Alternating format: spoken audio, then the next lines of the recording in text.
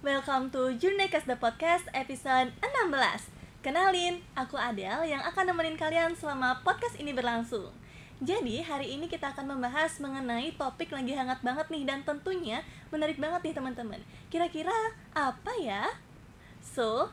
Pada Jurnecast kali ini kita akan membahas mengenai pemanfaatan AI atau Artificial Intelligence, atau yang biasa kita sebut dengan kecerdasan buatan dalam kehidupan sehari-hari, yang dimana kita juga akan menyelami bagaimana kecerdasan buatan itu mempengaruhi dunia beserta isinya, dimulai dari membantu aktivitas sehari-hari dan bahkan membuka peluang kreativitas yang tak terbatas. Tapi apa hanya itu saja? Atau selain AI ini memiliki banyak manfaat, juga ternyata faktor dari pemanasan global? Kalian penasaran? Tonton podcast ini sampai akhir. Oke, jadi hari ini sudah ada narasumber kita nih di samping aku, yang tentunya luar biasa banget ya, dan gak kalah kerennya dari topik yang akan kita bahas pada hari ini nih. Jadi kata pepatah, tak kenal maka tak sayang. Jadi biar makin asik gitu ya Kak ngobrolnya, kita kenalan dulu yuk sama narasumber kita. Oke, jadi kenalin, aku Ide Bagus Ketut Brahma Trigana Datu, bisa dipanggil Gus Brahma. Oke, salam kenal Kak Gus. Jadi Salam gimana kenal. nih Kak kabarnya hari ini? Oke, untuk sekarang baik sih, aman, sengkara. Aman, oke. Kayaknya udah semangat banget ya gitu pada podcast kali ini. Oke, kalau masalah kesibukan nih Kak, kesibukannya ngapain aja sih Kak kali ini? Mungkin gitu kan jadi YouTubers gitu, atau jadi TikToker yang suka velocity, atau bahkan mungkin kan kita nggak tahu ya, jadi atlet silat gitu. Nggak ketiganya kebetulan. Oh, Jadi oke, nggak ketiganya. untuk sekarang aku paling kalau misalnya kesibukan belajar, terus kalau di Oke. luar pembelajaran paling ekstra doang. Kayak ekstra yang biasanya kita harusnya pulang jam 3:30 tapi nggak bisa pulang tuh gara-gara ekstra tuh Iya biasanya. benar-benar banget. Wah keren banget ya Kak Gus Brahmi ini. Jadi udah siap nih Kak kita tanya-tanya pada hari ini? Siap. Oke, siap banget ya. Oke, untuk pertanyaan yang pertama kita langsung saja mulai. Jadi Napi nih ke Kasasasaan Bali Anyar, sebutkan dan jelaskan. Kita Oke, minum mas dulu. suksema untuk galasan ya Oke, Kak Ica. Bener nih, bener. Enggak Oh, dong, enggak. bercanda. Jadi kita santai-santai aja gitu hari ini. Oke. Kita ngobrol-ngobrol santai gitu. Kita gibahin si AI ini gitu. Oh. Karena kan kalau Gen Z itu nggak dapat gibah tuh kayaknya nggak afdal banget nggak sih Kak? Benar. Oke, benar banget. Jadi kita bakal gibahin saya ini gitu karena dia ini udah meresahkan banget gitu Kak di kalangan kita semua, yang dimana dia ini benar-benar aku akuin banget kecanggihannya. Yang ini kita ambil contoh deh ya. Ada ogoh-ogoh. Ogoh-ogoh ini kan diam gitu kan ke awalnya. Terus karena kecanggihan saya ini, itu dia tuh bisa joget-joget. Itu tuh pasti kayak ada aksen lucunya gitu, tapi pasti bakalan ada aksen kayak seremnya banget gitu kan Kak, kalau ini tuh keterusan gitu disalahgunakan. Jadi oke, so back to the topic. Jadi sini aku mau nanya ke Kak Gus. Jadi seorang itu kan nggak bisa dipungkiri gitu kan Kak, kalau seorang itu tidak pernah menggunakan AI gitu. Mungkin mereka tidak pernah dikarenakan mereka belum mengetahui gitu keadaan AI tersebut. Jadi kalau dari Kak Gus sendiri itu, apakah pernah menggunakan AI dalam menunjang kegiatan sehari-hari, baik itu belajar ataupun aktivitas yang lainnya? Oke, kalau aku sendiri sih pasti pakai AI ya. Jadi di kehidupan sehari-hari kayak belajar, kadang lomba-lomba juga aku pakai AI. Tapi biasanya aku tuh punya mindset sendiri kalau pakai AI. Aku biasanya mencoba untuk menetapkan batasan. Jadi aku coba untuk bikin parameter waktu aku buat pakai AI itu sendiri. Batasan yang aku tetapin biasanya, aku tuh pakai AI harus untuk membantu aku bekerja, bukan menggantikan aku bekerja. Jadi contohnya nih ya, misalnya aku lagi lomba esai, aku harus buat ide atau gagasan. Nah biasanya itu aku nggak yang minta ke AI-nya, buatin dong aku ide atau gagasan, atau buatin dong aku esai 1000 kata gitu, enggak. Tapi aku biasanya lebih ke minta AI-nya buat kasih informasi, terus informasinya aku olah buat jadi gagasan. Jadi nggak yang serta-merta kita pakai AI untuk gantiin kita kerja gitu, jadi tapi untuk membantu. Oke, benar banget sih Kak, karena nggak kepungkiri banget gitu kan Kak, seorang tuh nggak pernah menggunakan AI gitu. Karena aku juga itu pasti pernah menggunakan AI tentunya dalam menunjang kegiatan aku sehari-hari gitu kan. Oke, selanjutnya nih Kak, aku mau tanya bagaimana pendapat Kak Gus mengenai dampak dari AI ini, yang dimana berdampak pada cara berpikir serta bahkan kreativitas dan bahkan juga itu problem solving. Karena dari aku sempet tuh baca jurnal gitu kan Kak, yang dimana di jurnal itu ada penelitian yang mengatakan bahwa AI ini tuh memiliki potensi besar dalam mendukung pembelajaran dan juga pola pikir yang cerdas gitu. Yang dimana katanya juga si AI ini tuh dapat membantu dalam pembelajaran adaptif, yang dimana juga dapat menganalisis gitu kelemahan dari peserta tersebut, yang dimana dari sanalah itu katanya dari AI ini, dan pasti kalau misalnya kita search gitu kan, pasti kita tuh bakalan dapat jawaban tuh yang cepat dan juga akurat. yang dimana dari sanalah juga itu katanya siswa itu dapat termotivasi untuk terus belajar dan mencoba hal-hal baru gitu. Sehingga terbentuklah pola pikir yang cerdas gitu katanya. Kalau dari Kak Gus itu gimana sih Kak pendapatnya? Sebenarnya kalau untuk membuat pola pikir yang cerdas aku setuju, tapi sekali lagi tetap dengan kondisi-kondisi tertentu. Kalau misalnya nih AI digunakan seperti aku bilang tadi dengan batasan-batasannya tersendiri. Kita minta informasi dari AI, terus informasinya itu kita olah. Pastinya bakal bisa tuh untuk mendapat pemikiran yang kritis, problem solving, kreativitas. Soalnya kan ada informasi yang tetap kita olah di otak. Tapi kalau misalnya sebaliknya, kita malah pakai AI buat gantiin kita untuk berpikir. Misalnya kita minta jawaban dari AI secara full, itu kan kita nggak ada proses berpikir gitu loh. Jadi pastinya pada akhirnya nggak bakal tercipta tuh yang tadi yang kayak berpikir kritis, problem solving, terus kreativitas. Contohnya ya, kalau misalnya dalam pembelajaran gitu, pengen menggunakan AI untuk kita bantu belajar. Kalau aku biasanya, contoh lah ya, kita dikasih soal sama guru. Contohnya, apa akar X kuadrat min 5X plus 6 sama dengan 0, misal ya.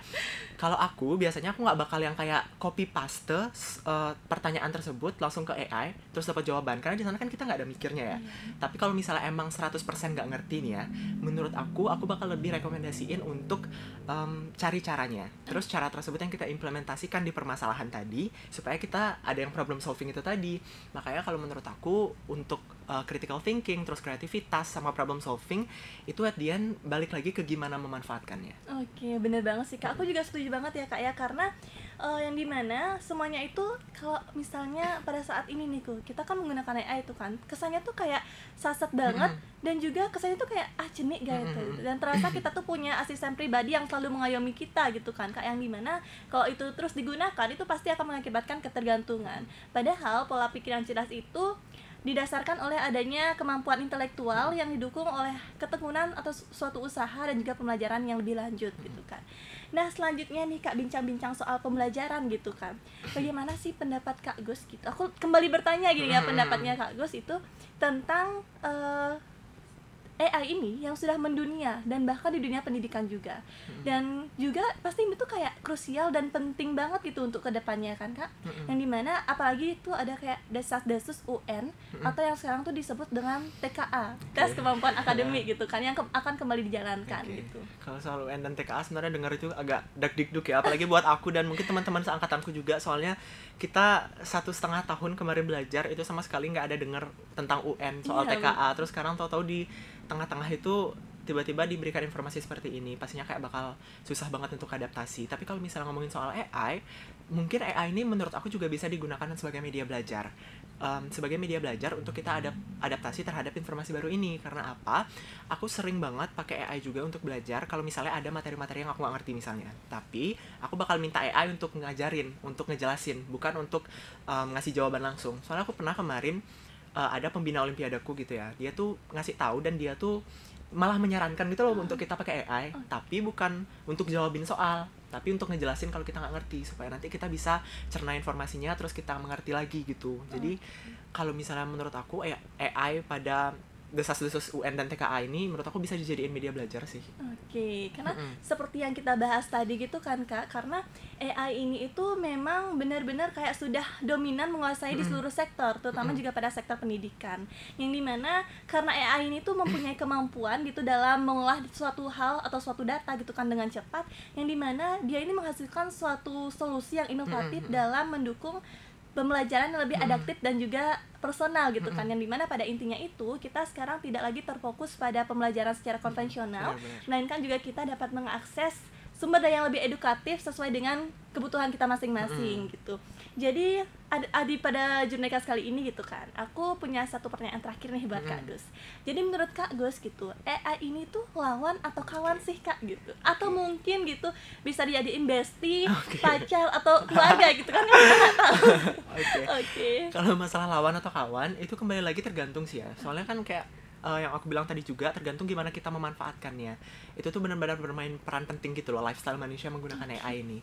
Karena kalau misalnya memang digunakan misalnya secara berlebihan atau enggak digunakan tanpa batasan-batasan, itu pasti bakal jadi lawan. Karena apa? Feedbacknya lagi ke kita nggak bisa ada kemampuan untuk berpikir lah, karena kebiasaan nyuruh AI untuk berpikir.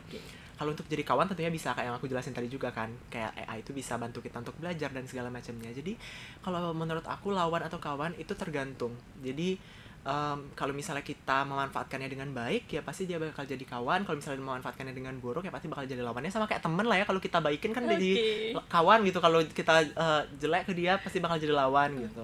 Wah, keren banget ya narasumber kita hari ini nih, kayaknya udah cocok banget gitu jadi presiden di tahun ini. Oke, langsung karo. Oke, aku juga sependapat ya dengan Kak Gus yang dimana AI ini tuh bagaikan yin dan yang. Nah, kalian pernah nggak sih dengar istilah yang mengatakan bahwa terang dan gelap itu berjalan dengan beriringan? Yang dimana ini tuh bisa menggambarkan keadaan AI pada saat ini. Karena kita itu bisa melihat AI ini tuh dengan berbagai dalam sudut pandang. Bisa jadi ada baiknya dan pasti ada buruknya gitu kan Kak. Yang dimana dari tadi itu kita bahas, pasti itu kita bahasnya itu sudah dominan di pada hal yang positifnya. Yang dimana sekarang itu Kak, aku sebenarnya ada fun fact yang nggak begitu fun banget tentang AI ini. Oke, fun fact tapi nggak begitu fun. Iya, fun fact tapi nggak begitu fun gitu. Oke, ya coba dijelaskan aja apa tuh. Jadi aku tuh pernah baca artikel tuh kan Kak, katanya itu ada dampak AI ini terhadap lingkungan, yang dimana yang berdampak pada lingkungan dari penerapan model AI tersebut gitu.